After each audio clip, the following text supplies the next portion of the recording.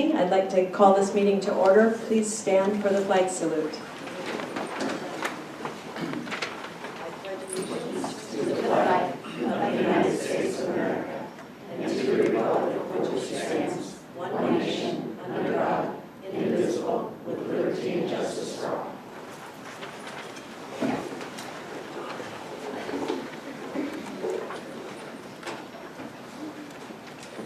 Well, on behalf of the board, I welcome all members of the audience to this evening's meeting. This meeting is a working session of the board to conduct the business of the district. The agenda for today's meeting has been published, and the agenda items to be discussed and or voted on have been studied by board members. I'll introduce the people here on the dais. With me to my far left is Recording Secretary Cindy Benson, Superintendent Larry Francois, board members Amy Cast, Sandy Hayes, Dawn McCravey, and Kimberly D'Angelo. I'm Janet Quinn, and I currently serve as president of the board. Agendas for this meeting, as well as minutes from our previous meeting, are available on the table at the back. And if you're here to address the board on agenda items, please sign in on the clipboard that's on the table with the agendas, and you'll have an opportunity near the beginning of the meeting to address us. First order of business is the superintendent's report. Good evening and welcome. I want to begin tonight by announcing and welcoming Sonia Hoft as the incoming principal for the North Shore Primary Center. Sonia currently serves as the assistant principal at Canyon Creek Elementary, having come to North Shore School District this year from an elementary principal position in the Monroe School District. Sonia lives in the Crystal Springs community and has firsthand experience with one of her children assigned to Frank Love for kindergarten. She's an experienced, energetic, positive person, and she will definitely be able to empathize with the families that will be sending their children to the North Shore Primary Center who are not able to attend kindergarten in their neighborhood schools. I also want to introduce, since he had the wherewithal to attend tonight's meeting, Robert Knoll out there. So Robert is our incoming safety and security manager, coming to us from the Seattle School District. Will officially begin on April 1. So welcome, Robert. Good to see you. I want to extend my thanks to the 300+ parents, students, community members, and staff who attended one of our 5 boundary open houses, as well as the 450 individuals who provided input to the draft boundary plan.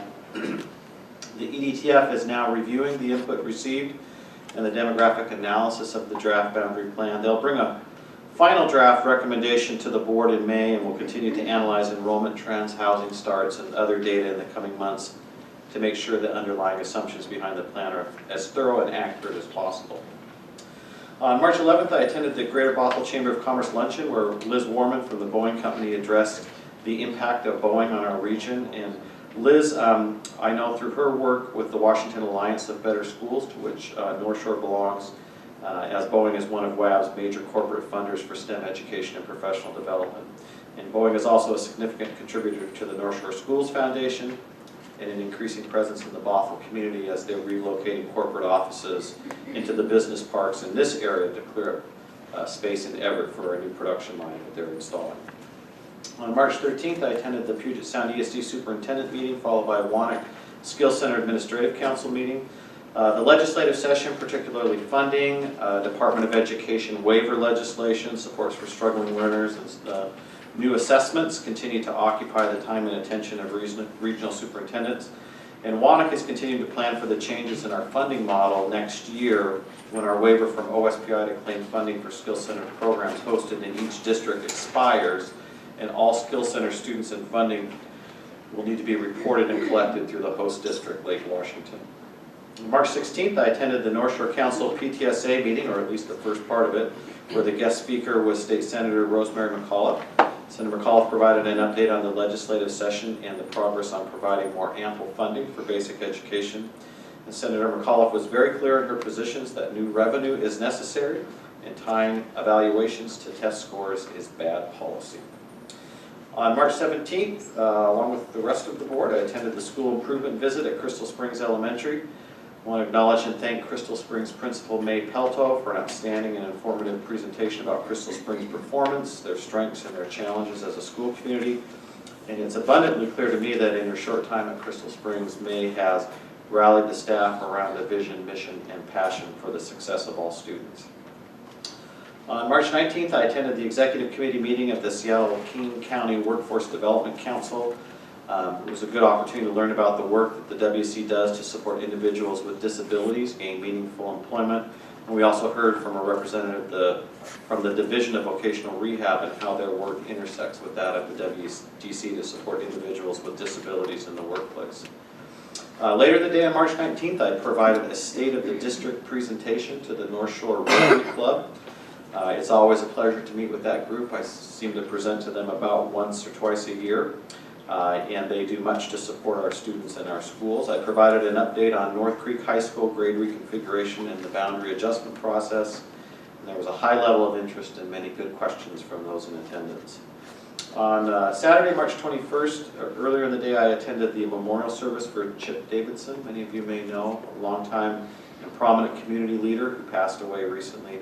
Chip was very involved with the North Shore Rotary, the North Shore Schools Foundation, a founding member of the North Shore Scholarship Foundation, a local business owner, and a former Kenmore City Council member. Chip's sometimes gruff exterior and strong personality belied an individual who gave much to others, oftentimes behind the scenes and without public knowledge or recognition. And North Shore students, staff, and schools have greatly benefited from Chip's involvement and generosity over his many decades of service. And he'll be missed by many, as was evident from the overflow attendance at the memorial service. And later in the day, on Saturday the 21st, I attended the Greater Woodinville Chamber of Commerce annual auction. And for the third year in a row, the Raise the Paddle went to support the establishment of a Chamber Scholarship Endowment within the North Shore Scholarship Foundation. This year's Raise the Paddle generated $10,550, which will fully fund the endowment and will ensure an annual Chamber Scholarship of at least $1,500 each year to a deserving Woodinville area student. Thank you, Larry. And I'll just say to Robert Knoll, attending a board meeting before you're actually working for us is pretty impressive. So maybe crazy, but anyway, welcome. So the North Shore School District Board of Directors has set aside a period of up to 60 minutes to receive updates and comments from association leaders and citizens from our community. The board expects speakers to address matters related to district operations, policies, procedures, and agenda items under consideration by the board. Comments should not make reference to any employee or representative from the district by name. If interested, there is a complaint process available through the Office of the Superintendent. Please note that because of the public governance process, the board may ask clarifying questions regarding topics not on the meeting's agenda, but will likely defer discussion to a future meeting if warranted, in order for staff to prepare any necessary background information for board members to review and for the discussion item to be included on a published agenda for the benefit of other parties interested in the topic. Alternatively, a district employee or board member may respond to individuals offering public comment at a later date. When addressing the board, please state your name clearly for our records. Please limit your comments to 3 minutes. There is a timer that will sound when your time has expired. We really appreciate your participation in the governance process. And we'll start with association leaders. I see Brenda sitting in the front. Hello, I am Brenda DeJardin. I'm co-president of North Shore Council PTSA, and I'm going to give you a little bit of an update. Normally Sherry comes, but I think she's dancing right now. So we're having our convention, our Washington State PTA convention on April 17th through the 19th at the Hyatt in Bellevue. It's $40 a day to come. Please come and check out and see what we're doing. It's awesome. We're going to be voting on bylaws. We're going to have all new bylaws coming out, so you could be part of that process. We're having a spring brunch that's coming up to celebrate our volunteers. That's at Echo Falls Golf Club on May 27th, so you may be getting an invitation to come to that. That's at 10:30 in the morning. The food will be great, I'm sure. I wanted you to know that we've been, North Shore Council been working with Leanna Albrecht and Karen Orsinger. We've been working together to get the information out to our parents and our community leaders that PTA works with about what's happening with the new high schools, with the time change, with all the information that we can get from them to you, and then figuring out how to get it back to our parents and the families that these are affected. So one of the things that we are doing is, both Sherry and I are presidents at council, but we're also presidents at Inglemore because nobody stepped up. So what we do is we're kind of working them both together. So we're having a membership drive this week. for students specifically. And we're giving away an Xbox. And what's funny is we also have these boards set up, oops, where are they? Asking kids very just generalized questions, and we're having them put their X's with how they think about a specific topic. For instance, do you think your school addresses bullying and sexting enough, needs more, or don't care? I'm stressed out about grades. By the way, I had to put 2 sheets of paper on this. Social life or home. And this one was the first one we did. Homework, not enough, right. Right amount and too much, and later start times, no, I don't want it, I don't care, and yes, I really like it. And I think what we found was kids do care. We had more kids up there putting their X's on these than they did signing up for the Xbox. So we've got more information coming for you guys to see if you want. I can actually forward you the percentages that we have for these questions if you are interested in. I think we're going to actually be talking about the new high school and how kids feel about it if they were going to go to the new high school coming up. So, any questions? Please do forward that information. I will. I think this is, we hear a lot about parents, how parents feel about things, but I don't know how often we've actually talked to just the regular kids at school. Did you do this in all 3 high schools? No, just at Inglemore. At Inglemore, okay. Yes. We will be happy to have other schools do it for us, but since we're the presidents at Inglemore, we just did it while we were there, so. I like it. All right, thank you. Thank you, Brenda. Am I mistaken? I don't see any other associations present tonight, so we'll move on to citizen comments, and we'll start with Mark Dugdale.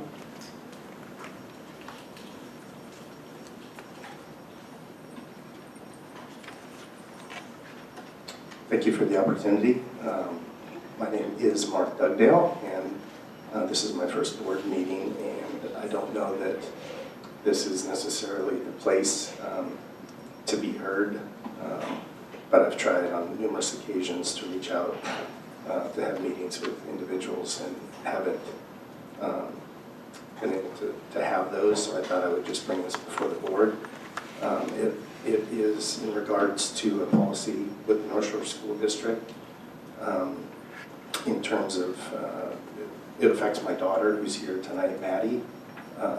She is enrolled and attending Juanita High School. We were in Lake Washington School District 2 years ago, and she took the testing and participated in getting into their Cambridge program. I think it may be similar to a program you may have at North Shore. She had to commit to a 2-year period, even though it also goes 4 years. And so she's ending her 2nd year this year. Her desire is to be a paramedic, and so she's going into WANIC next year. And partly because she's enrolled in that, and also because last year we moved into the North Shore School District. I have a student at West Hill and a student at Canyon Park Junior High. She would like to try out for cheer. She cheers at Juanita, and I've been told that it's against North Shore School District policy because she's not enrolled in attending Bothell, that she can't try out, even though, you know, the predominance of cheer is next year. And I've asked for it in writing. I don't know that it's in writing. I've had people say it's a policy, I've had people say it's a practice. I'm not really sure which it is, but nobody can give me evidence other than saying this is how we've done things, which seems arbitrary to me. And so I guess I'm here to plead my case for my daughter and to advocate for her, that you might allow her to try out for cheerleading at Bothell High School because I live in district. She would transfer immediately to Bothell if she could, but she has to take her Cambridge exams at the end of May. And so that's really why I'm here. If this isn't the place for that, I apologize for taking up your time. Is she a junior this year, or is she She's a sophomore, She's a so sophomore. she'll be a junior next year. and she'll be transferring to the WANIC program? I just want to make sure we understand you correctly. Yeah, I think she'll be transferring out of Juanita and into the Wanik program, Technically into Bothell, into Bothell into High Bothell School, High and School. participating in the Wanik program. And, yeah, she already got into the WANIC program, and I contacted them to make sure is there a conflict with her going from Juanita to Bothell, and they said no, North Shore School District is part of the WANIC program, that it would just be a matter of arranging her classes. Thank you for coming. Someone will be in contact with you. Appreciate it, thank you very much. Marcy Cheesemore.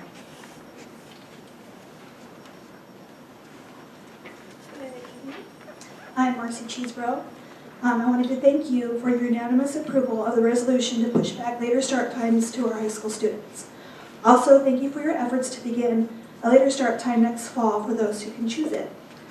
In passing this resolution unanimously, and also voting to start this process next year, you show your recognition and support for the medical research and countless studies that resulted in the following doctor recommendation that a later start time is a healthier option for our students. With solidarity, you confirmed and agreed that this was important to you. By these votes, you are defending and prioritizing our student body by supporting your healthier academic environment, and I thank you for that. Tonight I come to speak to you because I'm sure you're unaware of a group of minority students who have been denied access to the 2nd to 7th period shift option. This minority group has been specifically told they cannot choose the 2nd to 7th option that the other students have been offered. Those that teach this group have also been told they cannot offer courses that would specifically relate to this group during 7th period. Because of your strong and unanimous support of the late start option, you have confirmed that the current high school start time is too early and indeed unhealthy. Yet this minority group has been denied participation in this option. It is the group of students most at risk for health impairment and most negatively affected by a bus pickup time that is too early.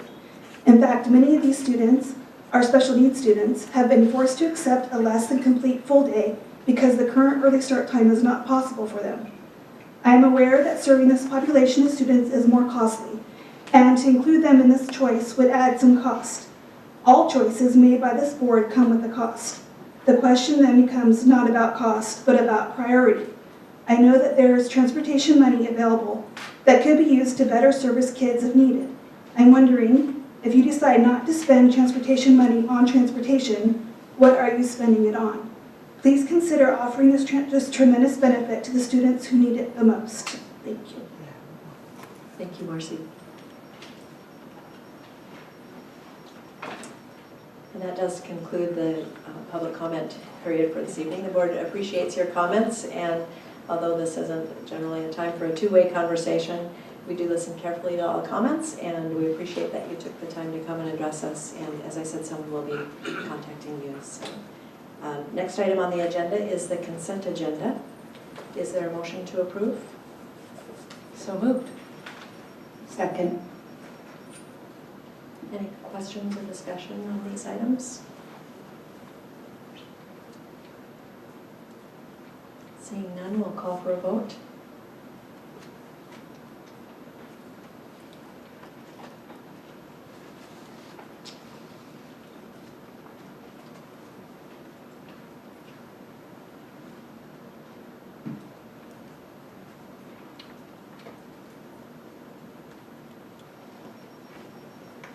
And that does pass unanimously.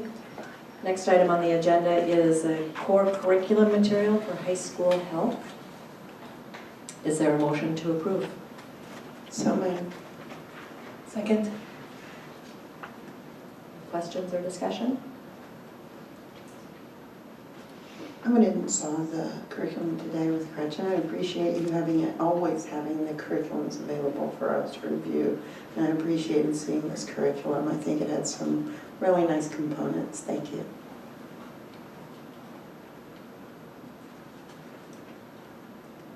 And the CMAC minutes are always helpful too, so we appreciate CMACs in the board briefing. Okay, seeing no other discussion or questions, we'll call for a vote.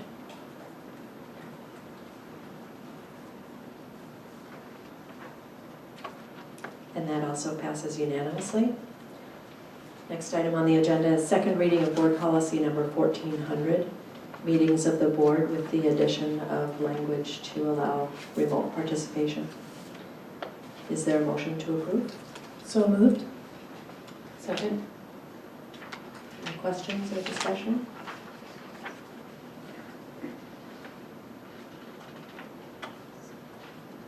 I'll call for a vote.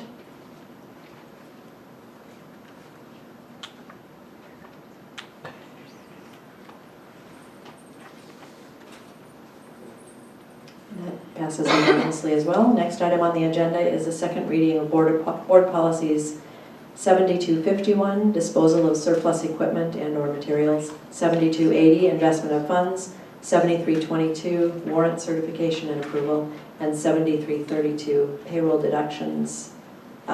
Those are all no changes, and then 7310, budget implementation as revised. Is there a motion to approve? So moved. Second. Any questions or discussion on this item? Seeing none, we'll call for. You know, I did have, some boards have a process where the board has a meeting prior to the budget cycle beginning to list board priorities. We haven't done a priority setting in a very long time, and especially not with all of the current board members. I think that that might be a nice thing to add to our budget process, is to add something at the very beginning that board members can have input in prior to budget being developed. It goes with this, I have no problem with the policy, there's just some No, I understood that. things, okay. Any other questions or discussion? Seeing none, we'll call for a vote.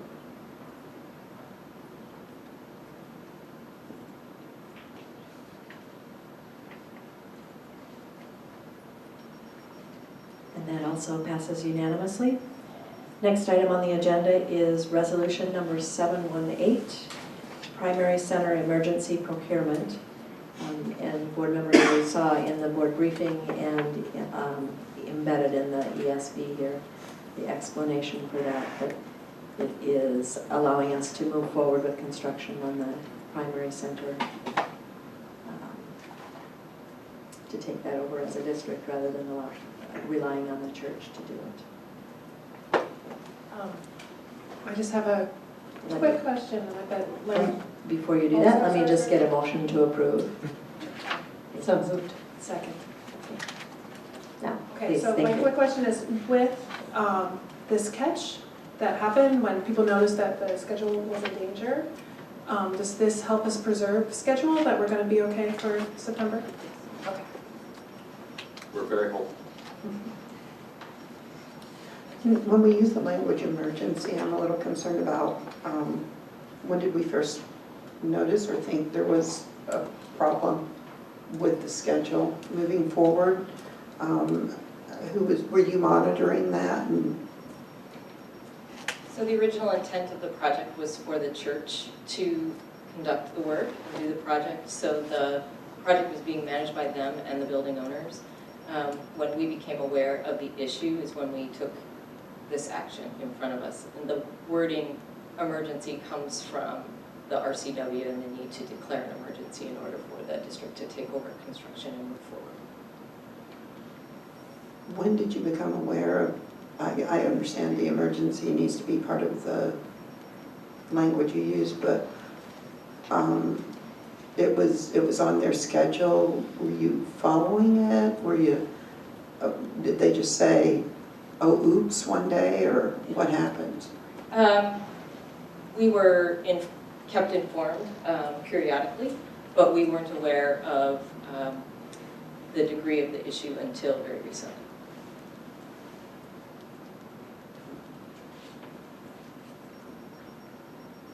I'm thankful that you found it before, in plenty of time to deal with it and to actually construct the facility to our needs. Yeah, that's fine. What, are we done? No, I just had another one, but you go ahead. Well, I've forgotten it now. I have to think.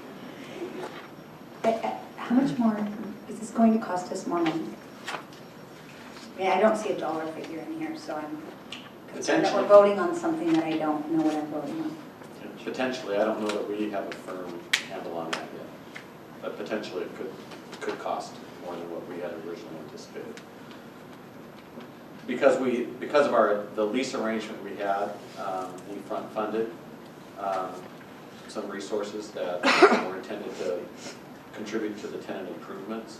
So we'll now need to go back and rectify those charges with the church, and so we'll get that straightened out as soon as we can and report to the board what the outcome of that is.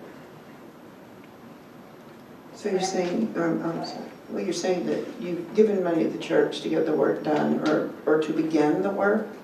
The original lease front funded, The whole project? not the whole project and not our multi-year commitment, but it front funded some funding that was intended to contribute to the tenant improvements. And so now if we take over those tenant improvements, obviously we're incurring expenses that the church isn't, so we're gonna have to go back and sort through that with them. This action changes the terms of the sublease that we entered into. So our legal counsel and their legal counsel are working now through what those details mean, and that's what we'll be bringing back to you when we have the final. So the church has now seen a copy of this and the legal counsels are speaking to each other about this issue? The church is aware of the resolution and us taking Did Kelly write it? I believe so. Okay. So we don't know the dollar amount that it might cost. Are we getting back some, I mean, are they liable then because they were late?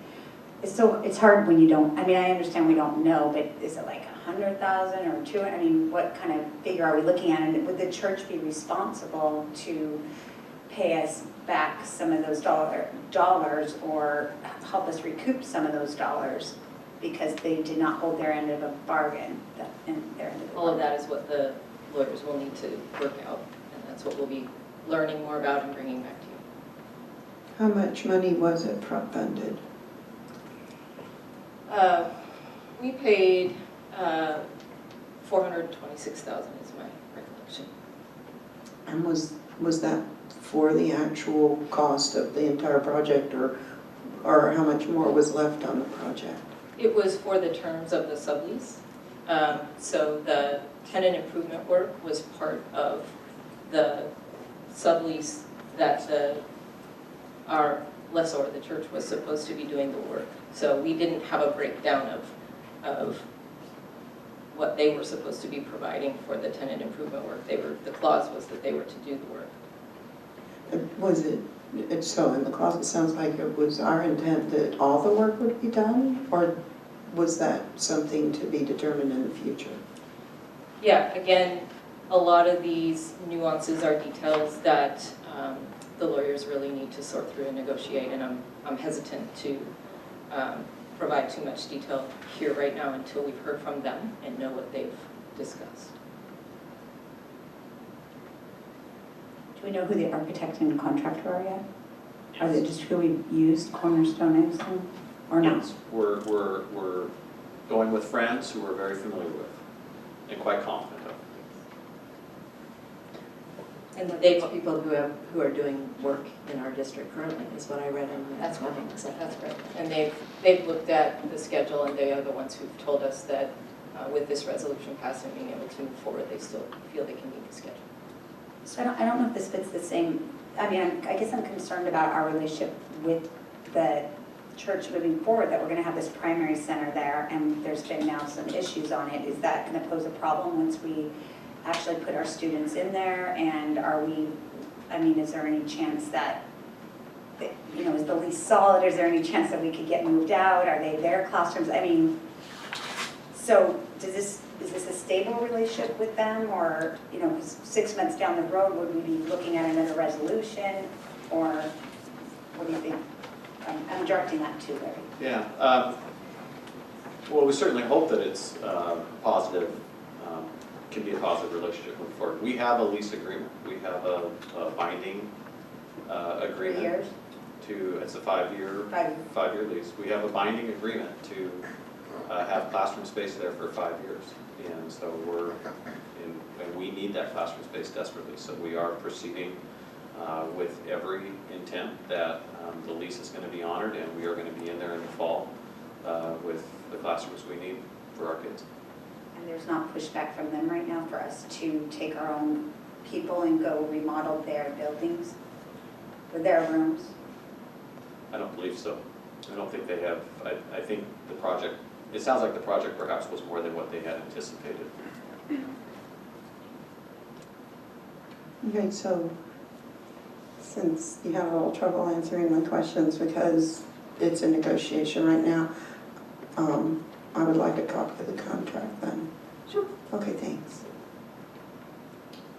I've been looking in past meetings to see if I could find the lease It was agreement on that the we. June 24th. June June 24th, 24th. thank you. Yeah. And then will we be kept abreast of the Yes, additional absolutely. costs? Absolutely. Or whatever? And then in the future, because we might do these lease agreements again for some reason, we'll like be more involved in the process, I guess. Also, Well, what I heard, what I understood, and maybe I'm wrong, is that we kind of let them manage the project, and then by the time that we found out that they weren't managing it very well, it came to a critical point, which is what this document states. So in the future, when we are going to, which might potentially cost the district X amount of dollars, we don't know what that amount might be. So in the future, when we lease projects and might have to do this work again, this could be a lesson that we learn too, that we might need to be more involved up front in monitoring third parties that we're working with. You know what, it was the first time it's happened that Yeah. I've been here, so I'm assuming it's somewhat of a rarity. It makes me uncomfortable just declaring emergencies. And I guess my concern was that, you know, how are we monitoring the work? And apparently, you know, maybe it wasn't sufficient to that, because then we're entering into a process that doesn't allow for bids, so that concerns me as well.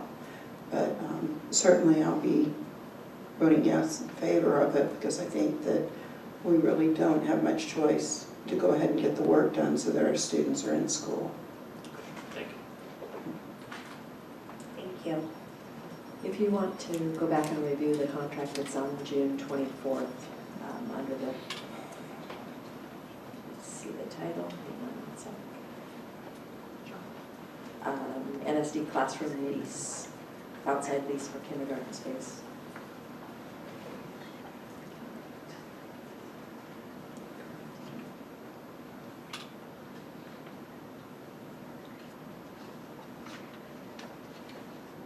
I'd still like a paper copy of the contract mailed to me, because that's how I get reports. Thanks. Bear with me a moment, I have to catch up to where we are. Okay.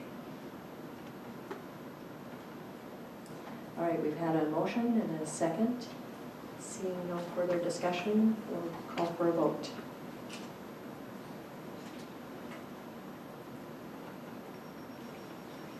And that does pass unanimously, thank you.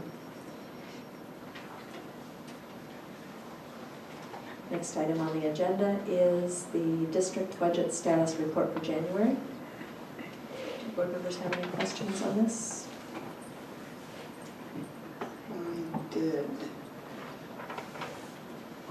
There were some unusual numbers on here this time. You go ahead and ask.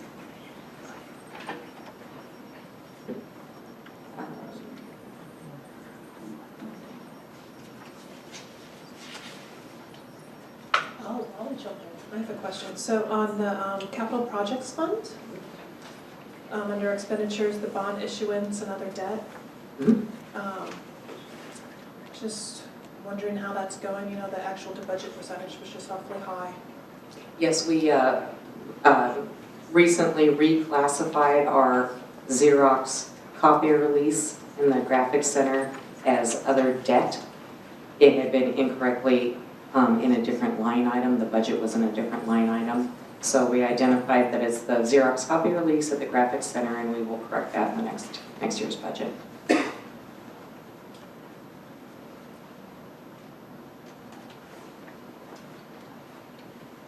other questions?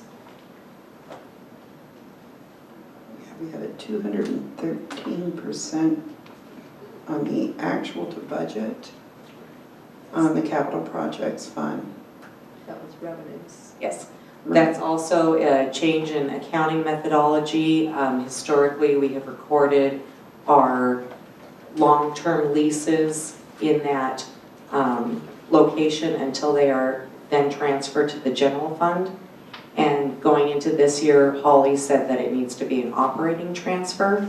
So it's how it's categorized, even though the lease rental revenue was expected either way. And she said the more proper accounting methodology would be to do an operating transfer. So the budget doesn't line up with actual, but it will again next year. So they're in two places again. Okay, I see.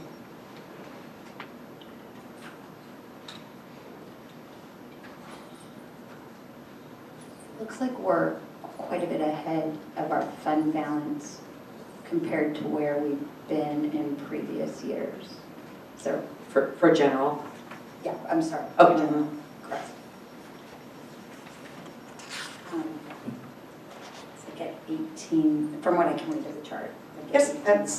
that is correct. We are And getting ready for another $500,000 towards the high school, another $346,000 towards the minimum 3% fund balance policy. A lot of those don't hit until August 31st, and so it's larger this year because we've got some things in June and August that are coming up that are above and beyond a year ago. they're like transferred in. Well, like another $500,000 towards the new high school on top of the $500,000 from last year, so it's cumulative. The increasing fund balance, operating costs for opening up the primary center, which certainly with the negotiations going on have not, we haven't incurred them yet. So they're spent, this like 3 million gap is money that we've allocated. I think it's about 3 million. Not entirely, and some of that $3 million is, for instance, say assigned to schools in which we don't have control over how they spend. That you're looking at total, and I look at what's available for spending and where we need it. So if the school got a playground donation, for instance, for $100,000, they have $100,000 more than they did last year, but that's just reflected in the total. But it'll be spent for a different purpose. So we are studying and tracking, and this is the time of the year as we start the budget prep that we start analyzing. I did on the federal special purpose is only at 22%. That is correct. That is where we budget a lot of our grant contingency.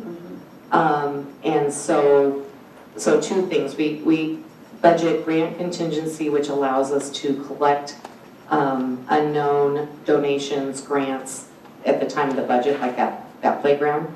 We would be able to access budget authority on the other side, the expenditure side.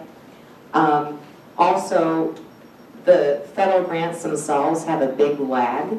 So we spend in January, say Title I or federal IDEA, special ed, but we won't receive it for the following month. So they're always lagged by a month. So you've got the capacity plus the lag. So if we looked back to last year, I think the pattern would be about the same. Would be the same. Yeah. Okay, and the revenues from other entities, that's also in the general fund? Yes. And it's high? Yes, so the Seattle Foundation that provided the funds for the Hang Time Grant, at the end of the year, they still had $90,000 left in the grant, and so it carried forward into this year, and it hits all up front. So it will be a little bit higher because we aren't expecting as high of a carry forward, but it will be getting spent down this year. Okay. Thank you. Sure. Thank you, Lydia. Next item on the agenda is the building condition assessment report. Pointing out to board members, you have a revised copy on the dais. It was updated in ESB as well. Do board members have any questions? Got my answer. Thank you very much for your quick response again. Can you, is there somewhere on here that explains what the scores are?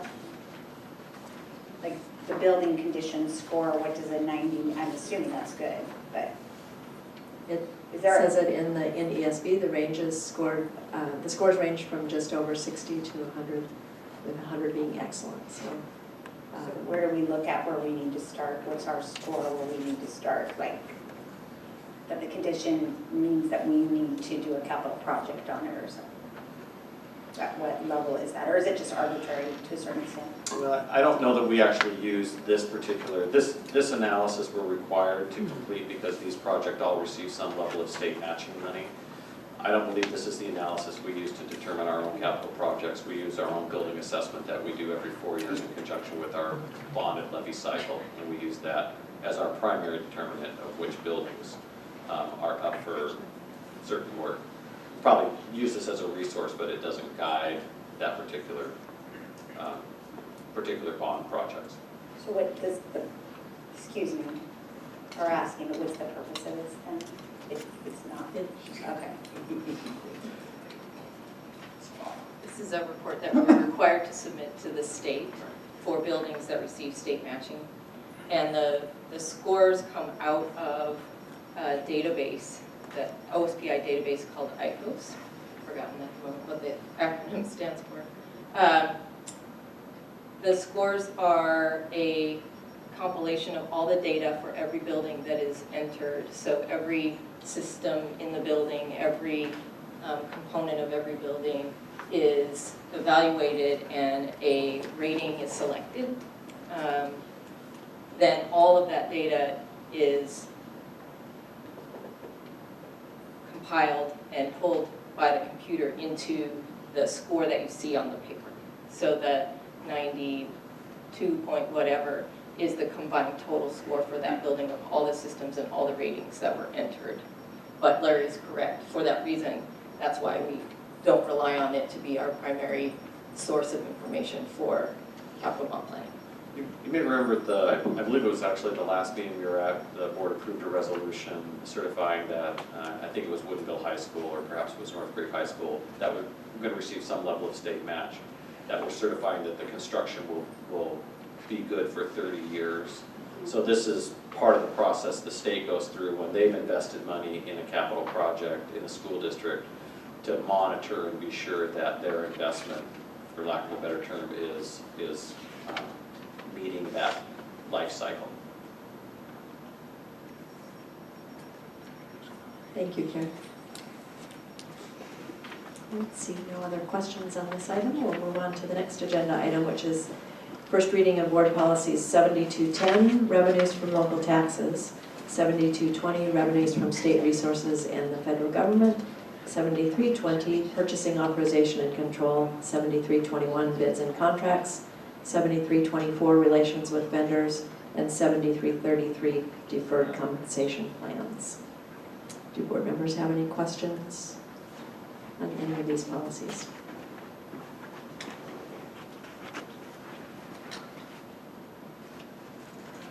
I do. Board policy 7324. Board members have read that. I am reading something that concerned me in light of some dinners I've had. And so it led to a series of questions on my part, but I think that the main one is for our superintendent, is Merle Kirkley providing the carpet at our new high school? Beresford is through KCDA. So they are, KCDA is the King County Directors Association, is that what that is? So KCDA is a purchasing co-op, I guess for lack of a better term, as many purchasing co-ops are. So they actually go through the bidding process then with qualified vendors. So Beresford is a qualified vendor through KCDA, and we are purchasing the carpet through KCDA. We're purchasing of the flooring products for North Creek through KCDA. So I'm just reading this. It simply says, board members, administrators, or staff shall not accept a gift or favor from vendors or prospective vendors or other firms or individuals who have had or hope to have transactions with the district. So that line definitely concerns me. I looked up the RCWs, and they aren't exactly tied to that language. I was hoping for clarification on that, but perhaps you could explain that then to me, how that works. Explain. Well, the board has had a number of dinners gifted to us by Merle Kirkley, and he certainly, I would say, is a vendor or a prospective vendor who hopes to have a transaction with the district. And so I'm wondering how that then works. I find that that's a violation of our policy then. So I'm asking you how it's not. I would want to look at it a little bit more to understand the definition of vendor, particularly as it relates to KCDA is actually the vendor that we work with, not Beresford, in what that relationship is. But if it's not if it is looking too close to the bone with this particular policy, there's certainly a very easy solution to that. Well, I would agree. I think it's an opportune time to discuss it with the board as well.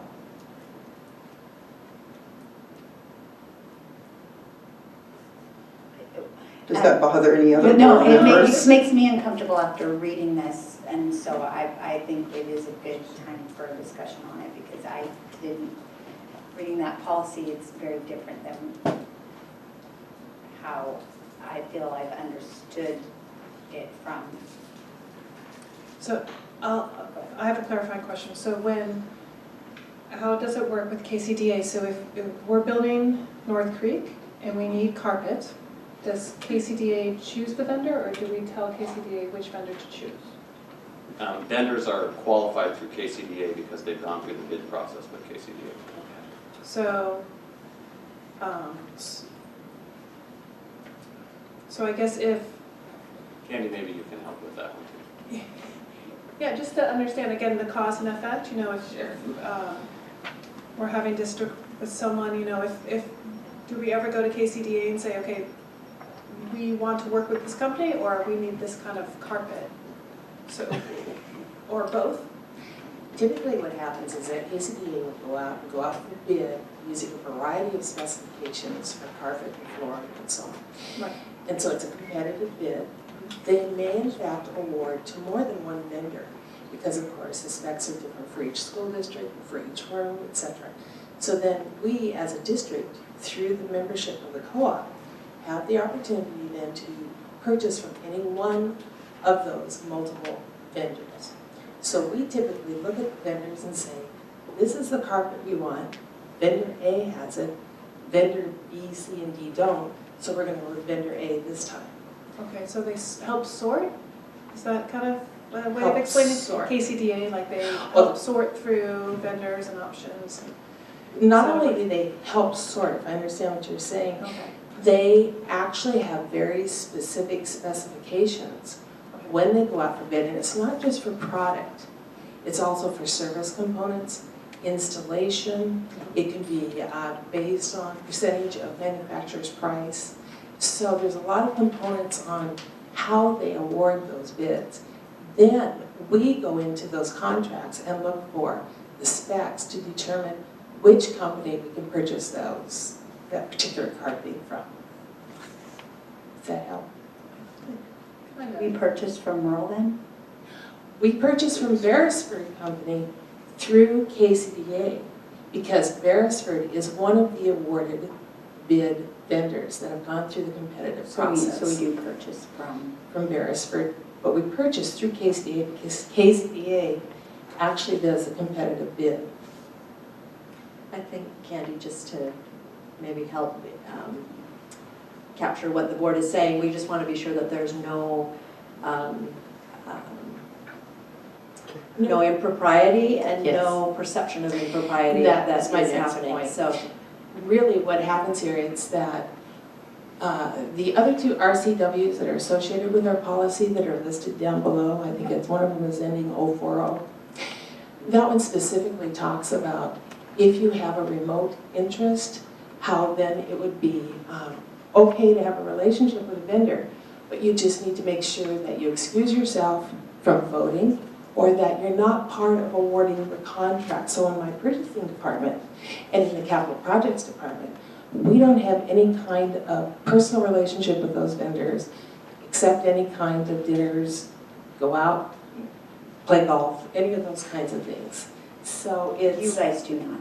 we absolutely Right, okay, do I not. was just clarifying, different from our. Totally different from the relationships that you have with the community members and the vendors and so on. So we have to just make sure that in our job for assessing a contract, that we don't have any personal stakes in it and that I don't have any of my staff involved with that. Same with capital projects. But it sounds like we should discontinue accepting Merle's generosity. And it's not, I don't feel, he is an amazing person, so this isn't, but, or maybe our board policy isn't directly aligned with the RCW.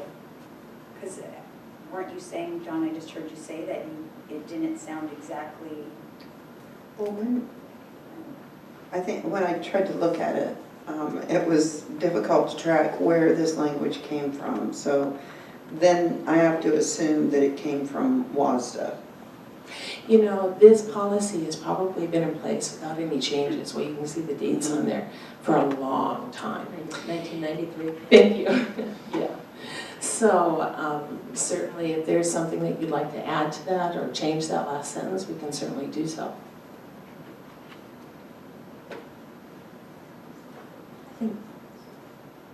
You've answered all of our questions, I think. Thank you very much. And I think the discussion then becomes a board discussion on whether or not we feel that it's something that we want to discontinue as having any dinners. Exactly. Yeah, Thank you. No, I appreciate it. thank you. Yeah, and is it a legal issue or is it just it's our own policy, so that's. So how about if how about if we put the RCWs in the board briefing this week so that you can read the language from the law? And I'll also find policy number 6230 from WASDA and get that posted to the briefing so that you can read the context for it, and it will be back for second reading next time, and we can agree to this language and also as a component of that continue the discussion on whether or not we want to discontinue that practice. And then it just applies more broadly to, I don't think we've ever, but, then it helps us when we're going to conferences or to know what that, have clarity on what that means and looks like. If another entity were to say, hey, come out to dinner with us, I don't want to just pick on one Yeah. person. Okay, is that acceptable to get the language in there? Right. Since we don't have the accessibility to the WASDA policies, that's hard to check. We can get it. We can. We have hard copies. Yeah, yeah. They we do. can. We don't. I can't look that up. So. Oh, we can have the language put in the briefing room. Right. Yeah. Which is what I'm saying, since we can't Oh, physically I look see. that up. Okay, yes, I we will wasn't put able that to in. look that up ahead of time. And I'm not opposed to this language. I just see that we're in violation of it. So. Okay. All right, thank you for your input and discussion. Thank you, Candy. You're very welcome. Any other questions or concerns on the policies under this item? Seeing none, we'll move to the next agenda item, which is the discussion on operationalizing the later high school start time. You saw my memo in the board briefing a week ago, just thanking you for all of the thoughtful discussion and the research that some of you did. And then you also saw that I asked Larry to report back to us on the costs and any unintended consequences or complications, or really give us the full picture so that this will be a great learning opportunity for us. And allow us that full circle understanding of one issue.